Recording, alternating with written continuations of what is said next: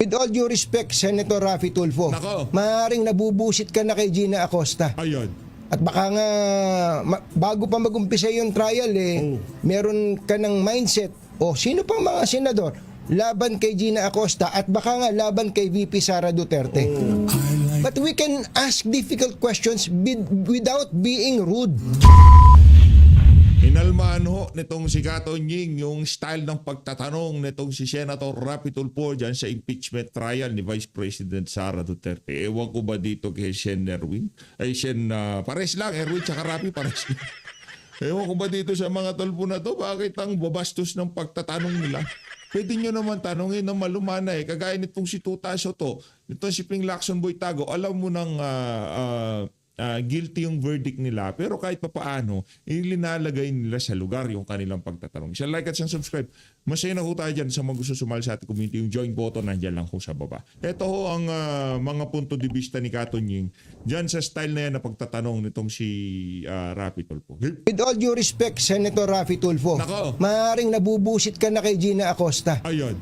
At baka nga, bago pa mag-umpisa yung trial, meron ka ng mindset, sino pang mga senador, laban kay Gina Acosta at baka nga laban kay VP Sara Duterte. But we can ask difficult questions without being rude. Yan, tuloy ho natin. Yun. Nagulat pa. Ha? Ha? Ganon! Ganon ba yung reaksyon nyo? Parang kailangan mga bago ang nailabas kasi matagal na nating alam yan. Matagal na. Di ba alam naman na natin lahat na si Gina Acosta, siya ang nag-withdraw ng pera. Si Gina Acosta ang nagpabuhat ng pera.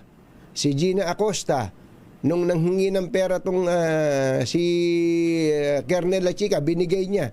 At hindi naman niya hininga ng resibo. Ang binigay niya acknowledgement receipt ng mga taong hindi nga natin alam kung totoong mga tao. Hindi ba? Hindi ba? Alam na natin yun alam na natin yun. Ang tanong ano ba ang bago para makuha uli ang interest ng tao? Yun di ba? Paano natin? Tinutulungan na kayo nitong si Kato Nying. Yun naman talaga yun. Paano nyo mapupukaw ulit ang atensyon ng ating mga kababayan? Dahil yun naman ho talaga ang pakay nila dito, si Raan, si VP Sara. Lahat ng pinag-uusapan diyan sa impeachment trial, narinig na ho natin yan. Mula doon sa Quadcom, o kung ano man tawag nila doon, hanggang sa Injustice Committee ni Luistro, yan at yan ho ang pinag-uusapan sa House of Representatives. Kaya hindi ho natin malaman ano ba talaga mga quiz, mga kuya. Doon sa trial. Kasi lahat ng ito, alam na natin. Ewan ko lang kung hindi nyo pa alam to Ako, alam ko na to dahil kahit pa paano, doon pa lang sa House hearing narinig na natin to Ang gusto ko lang malaman, ano ba bago? Ano ba ang gusto nyo sabihin dito? Yun dapat. Ano ba gusto nyo sabihin? Naman, naitanong ko lang din naman. Mahilig lang talaga akong magtanong. Bago yan Dapat ganon. Alas 6:15 ng umaga. Eto bago. Sabi siguro ni Mother, eto bago. Muling lumitaw ang mga kakaibang pangalan sa mga acknowledgement receipts o AR. Niso Belat. Pangalan Belat. Tapos na. Sige, tapos na pala. Ang tanong, magtatanong na naman tayo. Hindi ba ang pinag-uusapan dito confidential funds? Ang kinakatwiran kasi nung kabilang panig, talagang hindi sinasabi yung totoong pangalan dyan. Ayan. Hindi sinasabi yung totoong pangalan, kaya kung ano-anong pangalan, para hindi matukoy kung sino yung nagbibigay ng impormasyon at baka sila mapahamak. Di ba? May katwiran naman yun Kaya lang, ang tanong ko doon, ikaw na may-ari ng pera, ikaw na nakikinig sa amin, nanonood sa amin, payag ka ba doon? Pag payag ka, sige, payag ka na. Pera mo naman yun di ba? Pero ako, hindi ako payag doon. Kasi, kung pera ko yun, tapos gagastusin, tapos sasabihin, paano ba ginastos yan? Binigay ko kay pusa ba't naman ako papayag doon? Fair naman yan. Fair yung sinasabi ni Kato Nying. Walang mali dyan sa sinasabi niya na yan. Ang ano lang ho yan, ang bottom line dyan, dahil nga hindi talaga pwedeng sabihin ng pangalan dahil mga makakaliwa yan, pagka nalaman nila, kung sino yung nagbigay ng impormasyon, malamang sa malamang, hindi na makikita kung sino man yung nagbigay ng impormasyon na yan. Tanggalin na lang tanggalin na lang ng buo yung confidential fund na yan. Kasi hindi ako magbibigay ng impormasyon sa PNP, AFP, kung saan yung kuta nitong mga makakaliwa, mga merong gustong gawin sa masama sa pamahalaan, tapos sasabihin nila pangalan ko, kukuhanan nila ako ng mga impormasyon. Ay, wag na lang, di ko na sasabihin, bahala kayo dyan. Ang gagawin ko dyan sa pera na yun, ikakagurgur ko yung impormasyon na ibibigay ko sa inyo, di ba? Tanggalin na lang ng totally ang confidential fund. Kasi kahit ako, meron akong nalalaman at kung yung nalalaman ko na yun, kakagurgur ko kung sakaling ibigay ko sa mga otoridad. Hindi ko na ibibigay kung sakaling kukunin nila ang pangalan ko. Ganun kasimple. Ay, inis ako, tatanong ko, sige, yan ang alias. O bigay mo sa akin sa secretly, total Hindi. secret fund. Bigay mo sa akin yung Alam ko meron secretly, nandun nga sa vault. Diba? Oh. totoong listahan. O sino ba itong mga tao na to? Total, hindi ko naman isusuplong yun dahil ako naman yung... Sinong hindi magsusuplong? Si Franz Castro? Si ano pangalan ito? Itong si Raul Manuel. Diba? Sila hindi nila isusuplong. Sino ba ang gusto nilang makita yung listahan eh? Sino? Mga makakaliwang grupo. Diba? Ito pala yung tao na to. Oo. Kumbaga, pwede talagang alias ang gamitin. Pero pagkakwentahan na, pagkakukwentahin mo na kung saan dinala yung pera, pagkakuha na, ang magtatanong, dapat namang totoong pangalan dyan.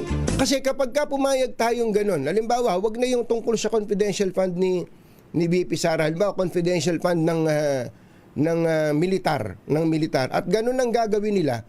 Hindi ba parang binigyan natin ng oportunidad tong mga taga-military, halimbawa yung disbursing officer o kaya kung sino man yung security officer ng militar na naghahanap ng mga informante, hindi ba parang binibigyan din natin sila ng laya at tinutokso din natin sila na gumawa ng kalukuhan?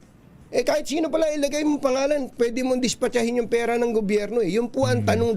Yun dapat ang maintindihan ng mga kababayan natin. Pwede ba yun? Ayun na. Ganun lang kasimple. Kung ayaw na sambayan ng Pilipino yung confidential fund at kung ako, bilang confidential informant, kukunin nila yung totoong pangalan ko, kailangan kong ibigay yung totoong pangalan ko para dyan sa impormasyon na pwede kong ikagurgur. Wag ko nang ibigay. Confidential. Pangalan mo na yun.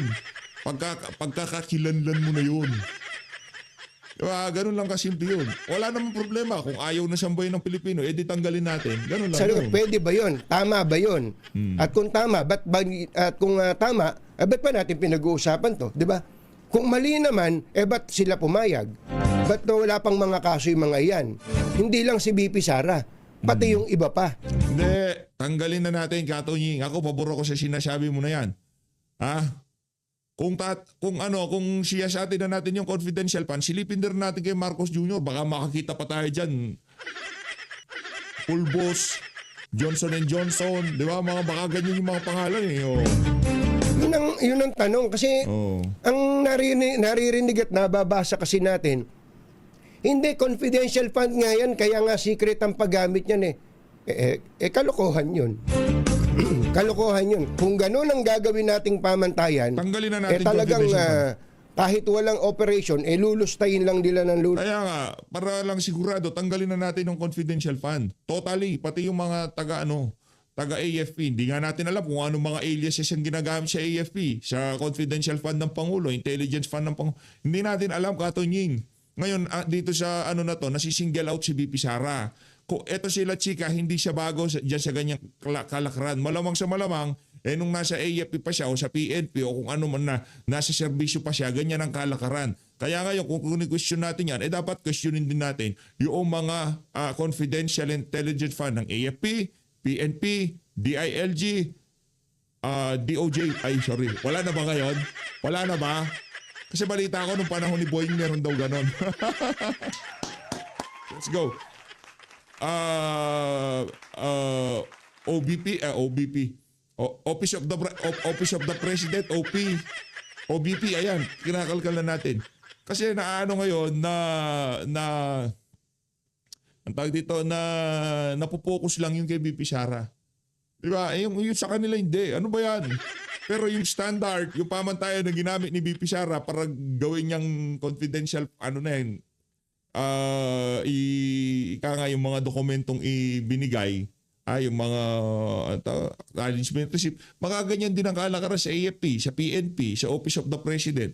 Ngayon, nayayari si BP Sara, ganyan ginagawa, yan naman pala talaga ang kalakaran sa pagdating sa confidential fund. Para wala tayong problema, okay lang naman sa akin, okay ba sa inyo? Tanggalin na natin confidential fund.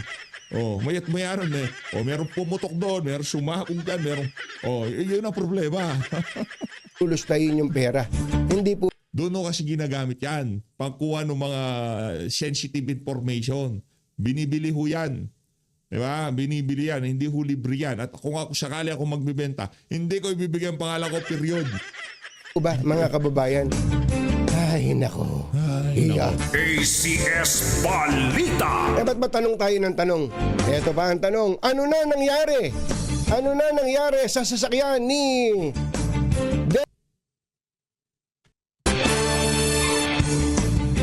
Natawa ako dito sa isa. Nabuksan ko kasi itong Facebook, YouTube channel ng DCRH eh.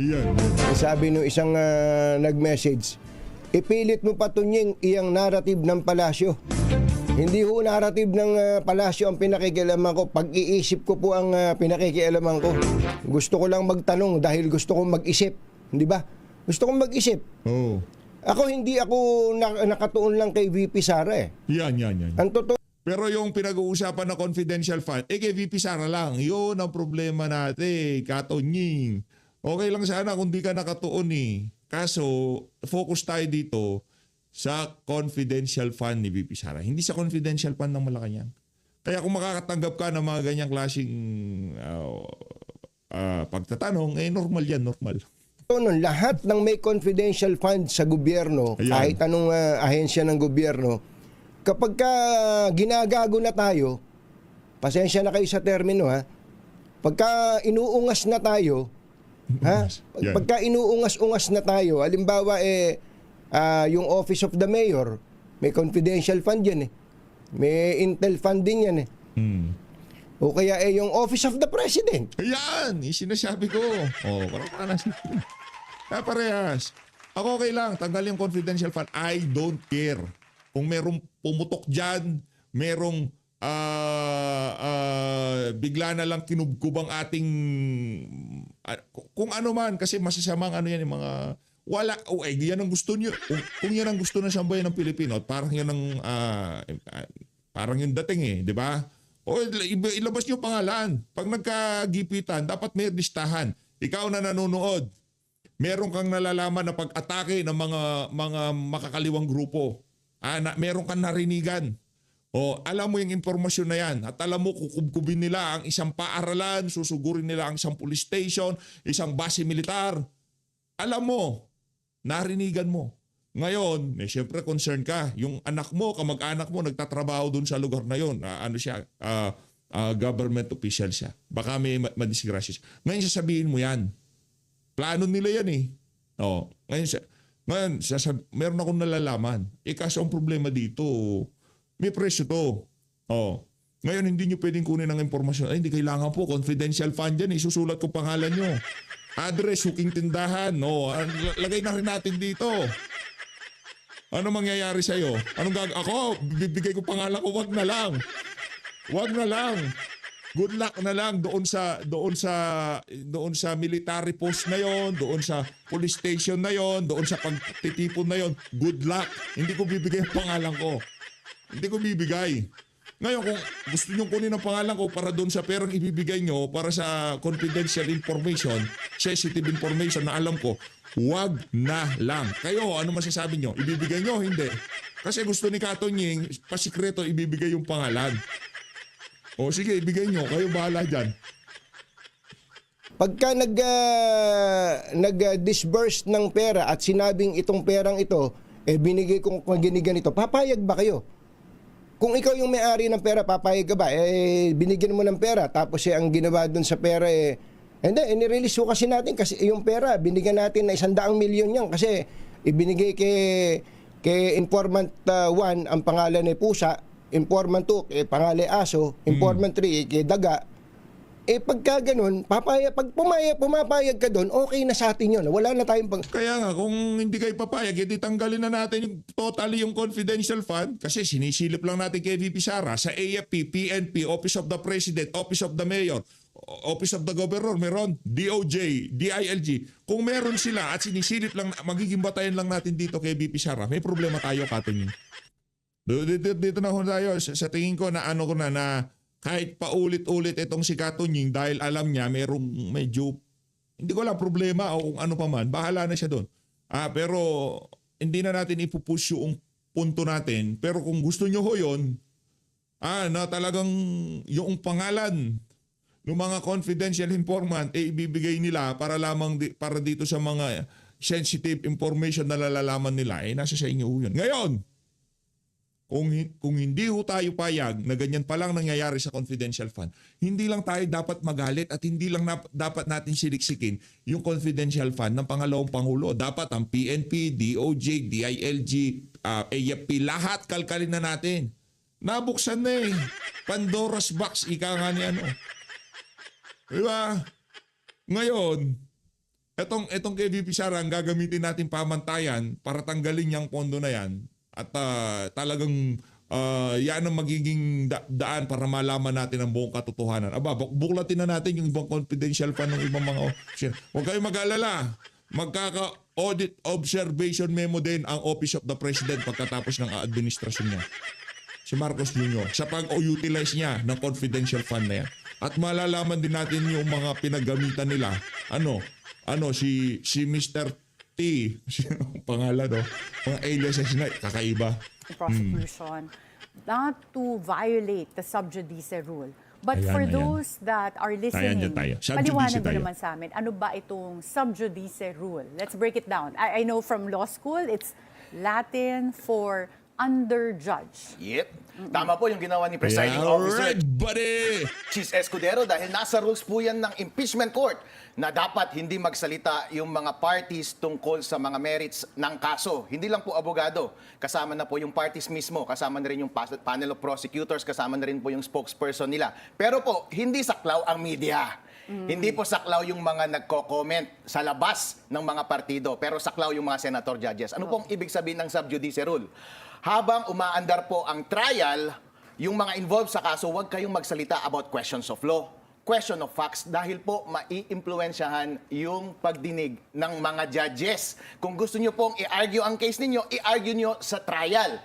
Pero po yung mga hindi involved sa trial, part po ng ating freedom of speech na magkomento sa kahit na anong bagay. Even the na may- merits of the case. Yes, pwede po. And para dun sa what can damage the integrity of the impeachment court. Yung mga, para dun sa mga saklaw, for example, members of the prosecution and defense, ano yung parang type of statements that might violate this?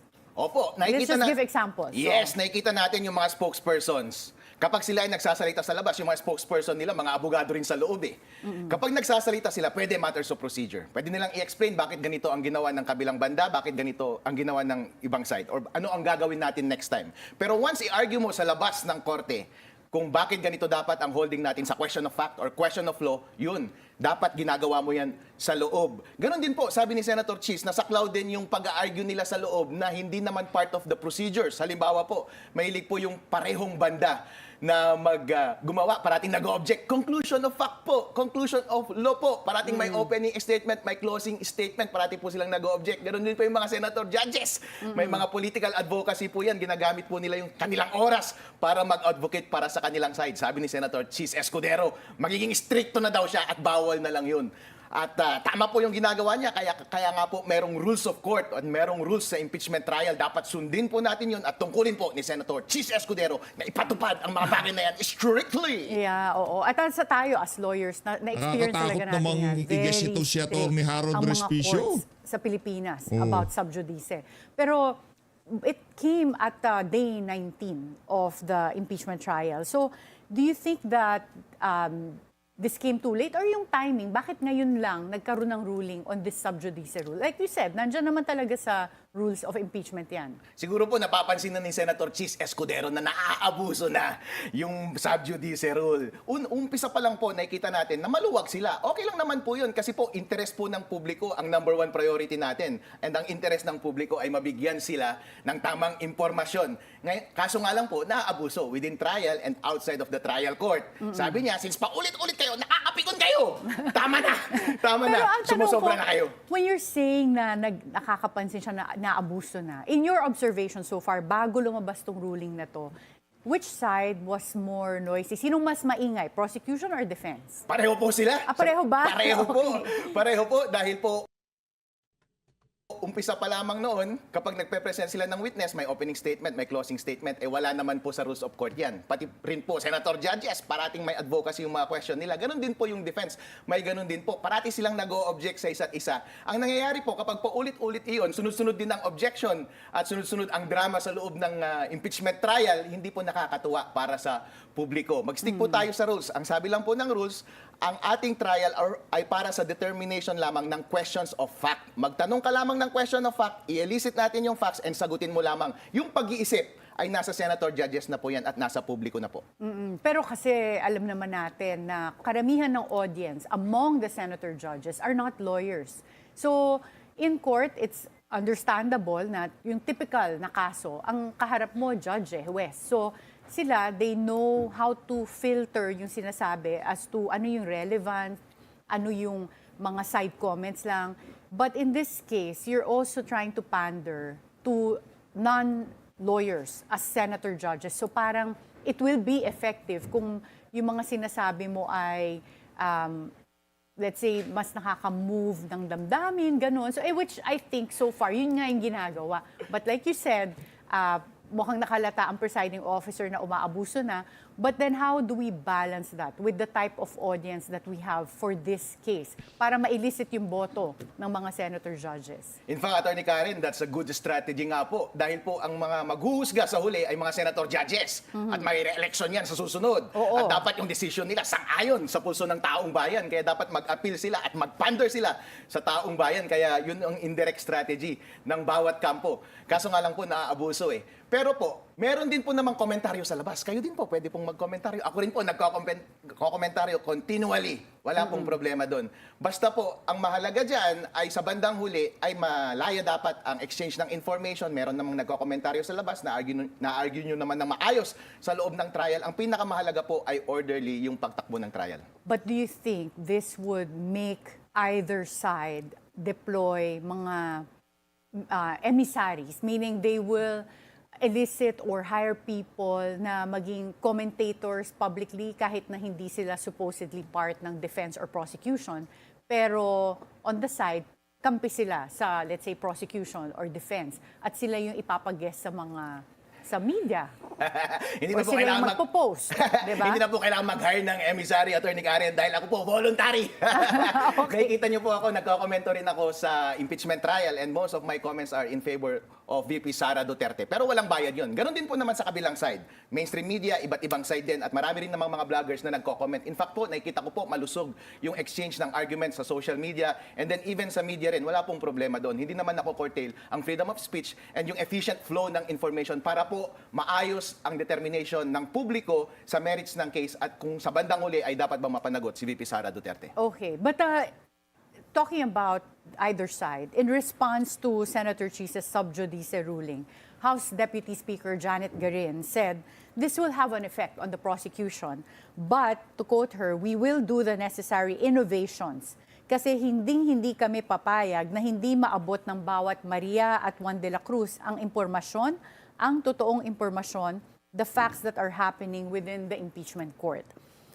So, do you think that there's a worry on the part of the prosecution na mawalan ng interes ang taong bayan doon sa impeachment trial? In your opinion, do you believe some of those who have said that the interest in the impeachment is waning or fading? Opo, nakikita ko nga rin po na bumababa yung interes eh. Pero po makikita natin sa mga surveys na ang taong bayan gusto nilang magpatuloy yung trial para lumabas ang buong katotohanan. Pero if in the process ay boring yung trial at parang tedious at hindi masarap panoorin, kasalanan na yan ng prosecution dahil hindi maganda yung strategy nila siguro. Pero maganda rin naman yung trabaho ng defense na pinapahirapan nila yung prosecution at nagiging tedious dahil na rin dito sa mga sub judice statements nila sa loob at sa labas, kaya maraming objection. Mas maganda po sana kung mas magaling silang sa pagkandak nila ng trial para mas enjoyable na panoorin. But at any rate po, nagko-comment pa rin po naman sila outside ng trial court. Hawak po nila ang buong House of Representatives, kahit sinong congressman po, basta hindi miyembro ng prosecution panel, pwedeng mag-comment. Meron din silang spokesperson, may spokesperson din yung impeachment court, meron ding mga vlogger na pro them, and ganoon din po sa kabilang side. Pagdating po sa paglalabas ng buong katotohanan, wala pong problema dahil naka-livestream naman ang buong impeachment trial. Kung gusto ninyong may lumabas na katotohanan, ilabas nyo po dun sa impeachment trial. Kung hindi mag-viral yan or hindi kagatin ng mainstream media yung news, ibig sabihin hindi kayo magaling magpatakbo ng inyong trial. Pero kasi kung based on the law and the facts lang, sometimes it can be boring, lalo na when it's technicalities, di ba? Pero in your opinion, matalino naman ang tao para maintindihan yung trial, no? So, kakailanganin pa ba talaga na maraming mag-comment? I mean, like you said, pagka naman kasi marami nagsasalita, sometimes they do shape public opinion. At marami ring mga hindi involved sa trial na minsan ang kinakalat nila, disinformation. So, parang nakakagulo pa sila sa isipan ng taong bayan. So, where do we draw the line?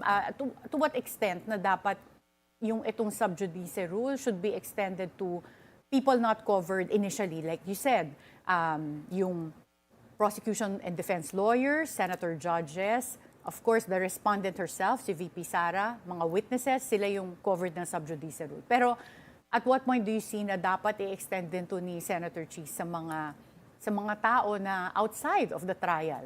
Tama yung sinabi niyo, Attorney Karen, kasi meron talagang nagfe-fake news and fake opinions sa social media at Or sa TV. tinitwist pa yung interpretation ng law, di ba? Even yung katotohanan, tinitwist din. Pero ang problema po dyan, sino ang arbiter ng katotohanan?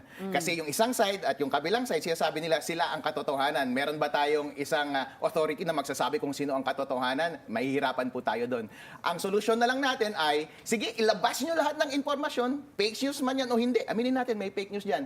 Pero po, mag-rely na lang tayo sa talino ng mamamayang Pilipino na humusga kung ano ang katotohanan. Mas maganda iyon kaysa i-censor natin ang ibang impormasyon, baka ma-censor natin yung katotohanan pa, hindi pa malaya ang taong bayan na mag-decide para sa kanilang sarili. Ako rin po, nanonood ako, alam ko rin kung alin yung fake news at fake opinion at alam ko kung anong paniniwalaan ko. Oo, pero abogado ka naman kasi. So parang, lalo na kung mali yung interpretation ng law, you can decipher that, no?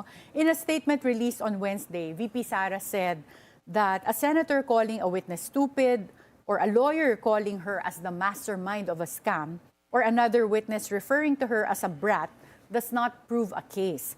She challenged prosecutors to prove the charges through evidence instead of what she says, or quote, insults, speculation, or political theatrics. Do you agree that some personalities in the trial are engaged in theatrics? But before you answer this question, we'll have to... Welcome back at the forefront. We continue our conversation with Vice Mayor Harold Respicio. Vice Mayor Harold, in a statement on Wednesday, Vice President Sara challenged the prosecution to prove the charges against her through evidence instead of, quote-unquote, what she said, insults, speculation, or political theatrics. Do you agree with her na merong mga personalities sa trial that engage in theatrics? Pareho sila may mali. Pareho sila na-violate yung sub judice. On the Okay. part of the prosecution, part ng mga judges, nagte-theatrics kasi sila. Ba't nyo kasi tatawagang mastermind? Conclusion of law na iyon. Ganon din naman si VP Sara Duterte. Ikaw yung defendant respondent Huwag ka rin magkomento ng mga ganong bagay-bagay. O siguro naman gumaganti lang siya. Nag-sub judice kayo, magsa-sub judice rin ako. Kaya siguro napikon na rin si Senator Chi. Sabi niya, tumahimik ka nga prosecution, tumahimik ka judge, ikaw defense, huwag mo rin ipagtanggol yung sarili mo. Maglaban kayo ng maayos, gamitin natin ang rules para orderly ang conduct ng ating proceedings. Okay, so from now on, tignan natin kung sinong magsusunod at magto-toe the line. Pag-usapan natin yung kaso itself. Kasi nandun pa rin tayo sa Article 1, misuse of confidential funds. Army Colonel Dante Lachica, who is the former head of the Vice Presidential Security and Protection Group, said he is willing to testify in Vice President Sara's impeachment trial. At sinabi nga ng latest witness ng prosecution na ang nakakaalam daw kung paano ginamit yung funds is VP Sara and Colonel La Chica. But the prosecution is still trying to decide if they will present La Chica as a hostile witness. Why do you think there's hesitation? Kasi parang yun na lang yun ang isang makakapagpatunay kung ma-question si La Chica, saan nga napunta yung pera. Parang missing link siya. Bakit nag-hesitate kaya yung prosecution na i-present siya? Prosecution, wrong move yan. I-present nyo na si Colonel La Chica. Ako rin po, personal, gusto kong lumabas ang buong katotohanan. Ang taong bayan gustong lumabas ang katotohanan. Sabi na rin ng mga senator judge, siya yung missing link. Kung magkakaroon ng smoking gun, yung statement niya ang magsasabi na inutusan talaga siya ni VP Sara Duterte na misappropriate yung pera. Siya lamang po ang link. Kapag hindi prinesenta ng prosecution yung missing link, wala silang may establish na case. Pero at the same time, double-edged sword yan, Attorney Karen. Kasi po, kapag ang statement ni Colonel La Chica ay na-explain niya ng mabuti yung paggastos at same explanation so far ang nangyari, edi wala silang mahanap na butas at masisira yung kanilang kaso. Pero at the same time, risk din yun, gamble yun. Kapag na-elicit nila sa bunganga ni Colonel La Chica na inutusan talaga ni VP Sara Duterte siya na i-misappropriate yung pera at pekein yung mga pangalan, dun lalabas ang katotohanan. Tandaan po natin, kapag nagwi-witness ang isang tao to tell the whole truth at ang buong objective ng impeachment trial ay ilabas ang buong katotohanan. Kaya prosecution, huwag nyo lang isipin as a matter of strategy na huwag siyang i-present. Ang overall objective ninyo, in fact, sabi ng Supreme Court, ang objective ninyo ay ilabas ang justice. Palabasin ang hustisya. Ibig sabihin, ilabas ninyo ang buong katotohanan. Kaya dapat ilabas ninyo si Colonel La Chica, i-present nyo siya as witness para masagot na ang lahat ng tanong at makapaghusga ng maayos ang ating mga senator judges at ang publiko. What about Ramil Madriaga? Kasi si Ramil Madriaga, nagkaroon na ng affidavit na nag-deliver daw siya ng iba't ibang pera sa iba-iba ring mga location. Pwede ba siya magpatunay ng misuse of confidential funds? At ba't hindi pa rin siya linalabas so far? Ilabas na rin yan, si Mr. Madriaga. Tingnan natin para matesting po. Doon po kasi sa mini trial na ginawa nila sa Committee on Justice noon at para sa mga trial, sa mga proceedings nila sa in aid of inquiry noon sa Senate at saka sa House of Representatives, walang masyadong cross-examination. Walang extensive na due process. Ito na po ang natitira at last opportunity na magkaroon ng maayos na cross-examination at due process para matest yung credibility ni Mr. La Chica, ni Mr. Madriaga, kung nagsasabi sila ng katotohanan o hindi. Kaya po, kung gusto nating ilabas ang buong katotohanan, ilabas nyo silang pareho, Mr. La Chica and Madriaga. At kung sino pa mang witness ang naiisip ninyo, isapin na ninyo. Except si VP Sara Duterte kung ayaw niya dahil karapatan niya yan against self-incrimination na hindi siya tumayo sa Oo, witness it's a stand. constitutional right Yes. not to appear. Pero yung sinasabi kasi ng ibang tao, kung wala kang tinatago, bakit hindi ka humarap? So, how would you advise if you were in the defense, VP Sara, dapat ba niyang harapin yung trial? Kasi yun ang binabati ko sa kanya na una, sinasabi mo rin na dapat bilisan yung pace ng trial pero never ka pa nagpapakita. So, what do you think? Ay sasabihin ko sa kanya, huwag kang humarap. Bakit po? Dahil ang burden to prove the case is nasa side ng prosecution.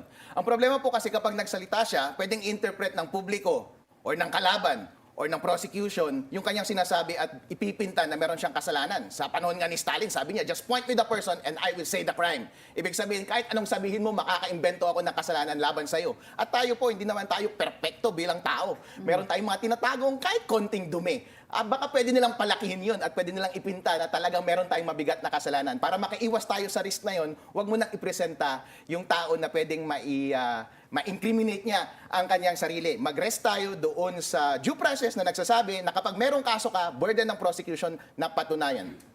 Interesting. Paano kung umabot sa point na ang missing link na lang ay yung testimony ni VP Sara? So, the prosecution would be in a bind. Parang sila yung kailangan maghanap ng paraan. Paano ilalabas yung hindi masupply ng testimony ni VP Sara? Because, like you said, tama rin naman, nasa Constitution talaga natin yung right against self-incrimination if ikaw yung inaakusahan. Kapag ang missing link na lang ay si VP Sara Duterte, ibig sabihin lahat ng mga witness na prineset nila ay kulang. Malamang po, kapag tinanong mo in-enforce mo na pumunta si VP Sara Duterte sa witness stand at tatanungin mo siya ng incriminating question, i-invoke niyo rin niya yung right niya against self-incrimination. So, wala rin pong silbi So, kung mag-i-invoke rin siya ng right against self-incrimination, di wala rin pong makukuha. Hindi niya i-establish talaga yung link laban sa kanyang sarili. Bago pa siya makasagot, kung ako yung defense attorney, mag-object kaagad ako because the question is incriminating. Pero sa atin, ang impeachment is different from a criminal case wherein it doesn't require proof beyond reasonable doubt. Do you think at that point, the senator judges will vote just based on substantial evidence, or kahit na parang merong likelihood na may kasalanan siya, they will vote to convict? Sabi po ng Supreme Court na may political element ang impeachment cases. At doon nga sa ligang batas at sa ating mga batas, walang nagsasabi kung ano yung proof required to convict dito yung sa burden of impeachment proof. trial. Pero Oo. sinabi po ni Senator Miriam Defensor Santiago noon, it should be more than substantial evidence na required sa mga administrative case, pero less than proof beyond reasonable doubt na required sa mga criminal cases. Relevantly, sa Commission on Audit, ang required lang doon is adequate evidence, pero walang due process doon. And ang substantial evidence is more than prima facie evidence. So far po nakikita ko na may prima facie siguro, pero substantial evidence hindi namimit. Adequate evidence medyo lagpas doon, pero I think yung threshold na above substantial evidence ay hindi pa nila namimit. Kaya nga po, tama po yung sinasabi ninyo na ang missing link ay si Colonel Lachica or eventually VP Sara Duterte. Pero kapag unsuccessful pa rin sila with Colonel Lachica and VP Sara Duterte, sorry na lang, kailangan nating paandarin ang totoong gulong ng hustisya at hindi nyo maiiwasan na kapag hindi sufficient yung evidence, dapat ninyong i-acquit yung tao. Okay.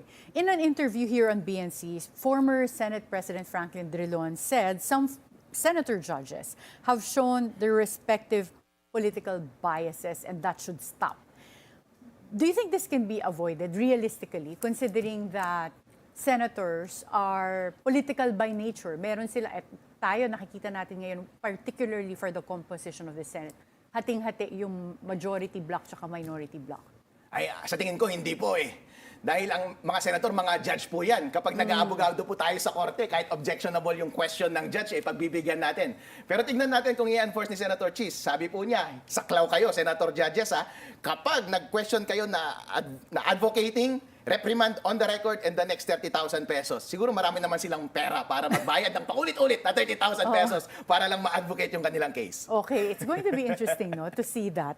Let's talk about your legal battles naman. Marami ka rin kinaharap na legal battles. So, in May 2026, the Cybercrime Investigation and Coordinating Center filed a criminal complaint against you before the NBI for inciting to sedition, inciting to rebellion, and unlawful utterances.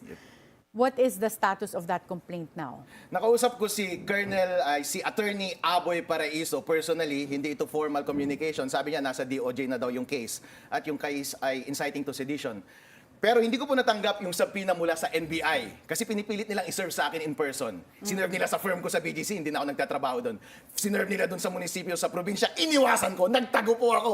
Kaya hindi nila na-iserve sa Ayaw mo akin. naman magpa-serve. Ayoko po! Dahil feeling ko personally medyo politically motivated po yun. Alam ko rin naman na matatalo ako sa NBI. Kaya nung sinabi niya sa akin na nasa DOJ na, expected ko na po yun. At expected ko na rin siguro na umakyat sa korte. O sige, iwarat niyo ako. Magbe-bail out na lang ako. Sanay na po ako dyan. Hindi po kayo yung una na nagkaso sa akin dahil sa mga criticism ko sa government. Oo nga, and speaking of, nagkaroon nga kayo dati ng warrant of arrest. No? Back in February 2025, yung COMELEC naman, the Commission on Elections, filed a cyber libel complaint against you. At nung nag-file kayo ng demurrer to evidence sa Regional Trial Court, this was dismissed by the RTC. So ano na po ang status ng kaso na yun?